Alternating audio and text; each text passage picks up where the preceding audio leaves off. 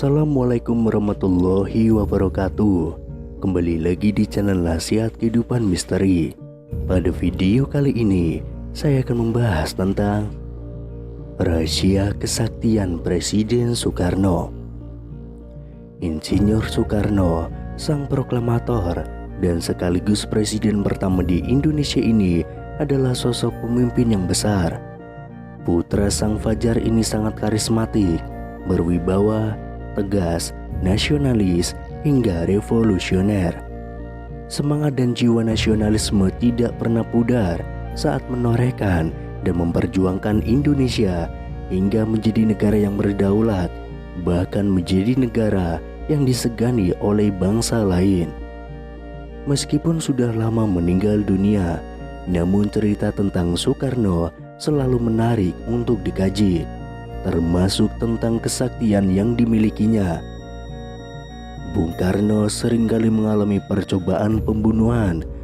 Semasa hidupnya, ia mengalami percobaan pembunuhan dari tingkat baru rencana sampai eksekusi sebanyak 23 kali. Namun menurut ajudan Soekarno, Sudarto Danu Subroto, mengatakan bahwa ada 7 kali percobaan pembunuhan terhadap Presiden Soekarno yang sangat menggentarkan.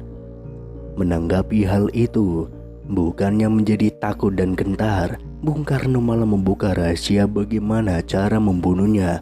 Menjadi hal yang wajar kalau kemudian sebagian rakyat Indonesia menganggap Bung Karno adalah manusia dengan tingkat kesaktian yang tinggi. Lalu apa sebenarnya rahasia kesaktian Bung Karno tersebut? Menurut kabar yang beredar di masyarakat, Bung Karno memiliki mustika pemberian Nyi Blorong yang legendaris. Dalam cerita tersebut, Nyi Blorong datang dan memberikan mustika merah delima, jelmaan seekor naga, dan mengatakan bahwa Bung Karno bukan saja akan menjadi pemimpin di alam manusia, tetapi juga di alam gaib. Tidak hanya Nyi Blorong, Bung Karno yang hobi dalam dunia supernatural ini sering bermimpi didatangi oleh tokoh legenda dari alam lain seperti Kanjeng Sunan Kalijaga dan Ibu Ratu Kidul atau Nyi Roro Kidul. Namun benarkah Bung Karno juga merupakan manusia sakti? Dengan sejarah sedikitnya 7 kali luput, lolos, dan terhindar dari kematian akibat ancaman fisik secara langsung, menjadi hal yang jamak kalau kemudian sebagian rakyat Indonesia menganggap Bung Karno adalah manusia dengan tingkat kesaktian yang tinggi. Namun Bung Karno menampik jika lolosnya ia dalam berbagai percobaan pembunuhan bukanlah karena bantuan dari alam lain. Ia menungkas normatif yang kurang lebih mengatakan bahwa mati hidup adalah kehendak Tuhan.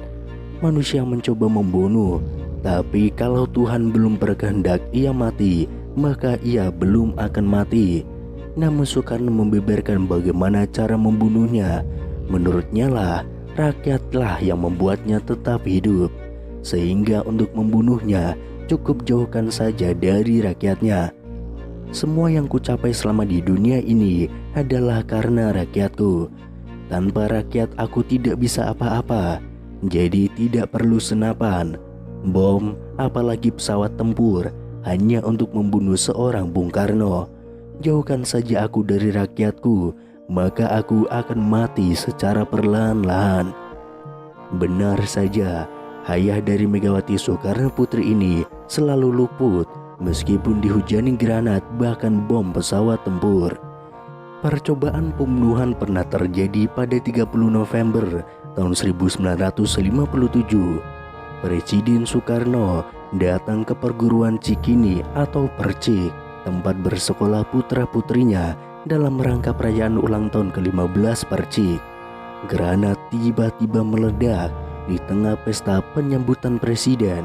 9 orang tewas, 100 orang terluka, termasuk pengawal presiden. Soekarno sendiri beserta putra-putrinya selamat. 3 orang ditangkap akibat kejadian tersebut.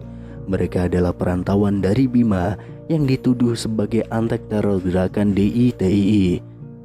Percobaan pembunuhan kedua terjadi pada 9 Maret tahun 1960. Tepat siang bolong, Istana Presiden dihentakkan dengan ledakan yang berasal dari tembakan kanon 23 mm pesawat MiG-17 yang dipiloti oleh Daniel Monclar. Monclar adalah letnan angkatan udara yang telah dipengaruhi Permesta. Kanon yang dijatuhkan Monclar menghantam pilar dan salah satunya jatuh tidak jauh dari meja kerja Soekarno. Untunglah Soekarno tidak ada di situ. Soekarno tengah memimpin rapat di gedung sebelah Istana Presiden. Kemudian pada April tahun 1960, Perdana Menteri Uni Soviet saat itu, Nikita Khrushchev, mengadakan kunjungan kenegaraan ke Indonesia. Dia menyempatkan diri mengunjungi Bandung, Yogyakarta, dan Bali. Presiden Soekarno menyertainya dalam perjalanannya ke Jawa Barat. Tatkala sampai di jembatan Raja Mandala, ternyata sekelompok anggota DITII melakukan penghadangan. Beruntung, pasukan pengawal presiden sigap meloloskan kedua pemimpin dunia tersebut. Kemudian pada 7 Januari tahun 1962, Presiden Soekarno tengah berada di Makassar. Malam itu, ia akan menghadiri acara di gedung olahraga Mato Angin. Karena itulah, saat melewati jalan Cendrawasih, seseorang melemparkan granat.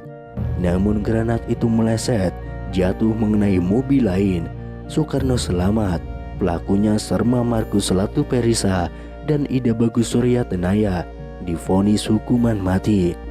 Selain itu, percobaan pembunuhan terjadi pada 14 Mei tahun 1962. Bahrum sangat senang ketika berhasil mendapatkan posisi duduk pada saf depan dalam barisan jemaah sholat Idul Adha di Masjid Baitur Rohim. Begitu melihat Soekarno, dia mencabut pistol yang bersembunyi di balik jasnya. Moncong lalu diarahkan ke tubuh Soekarno. Namun apalah daya, jarinya keluh. Dalam sepersekian detik ketika tersadar, arahnya pun melenceng dan peluru meleset dari tubuh Soekarno mencerembet Ketua DPR GRK Haji Zainul Arifin. Haji Bahrum kemudian divonis hukuman mati, namun kemudian dia mendapatkan gerasi. Dari kesemuanya itu, Bung Karno tetap selamat, tetap sehat, dan tidak gentar. Dia terus saja menjalankan tugas kepresidenannya dengan segala konsekuensinya. Kemudian Orde Baru di bawah kepemimpinan Soeharto dan atas dukungan Amerika Serikat melakukan upaya pembunuhan, bisa dibilang langsung, bisa pula dibilang tidak langsung, terhadap Bung Karno dengan cara yang telah disebutkan oleh Bung Karno sendiri. Hingga Mei tahun 1967, Bung Karno seperti tahanan rumah. Meski masih berstatus presiden, tetapi ia terpenjara di istana, tidak boleh keluar tanpa kawalan antek-antek Soeharto. Situasi politik berbalik menempatkan Bung Karno pada stigma terburuk. Gerakan demonstrasi mahasiswa yang didukung militer, pemberitaan media massa yang dikontrol Soeharto membuat Bung Karno semakin terpuruk. Kemudian ia benar-benar menjadi pesakitan, dan yang paling menyakitkan adalah karena dia benar-benar dijauhkan dari rakyat yang menjadi nyawanya selama ini. Dengan cara itu pula, persis yang seperti ia utarakan bahwa Bung Karno akan wafat.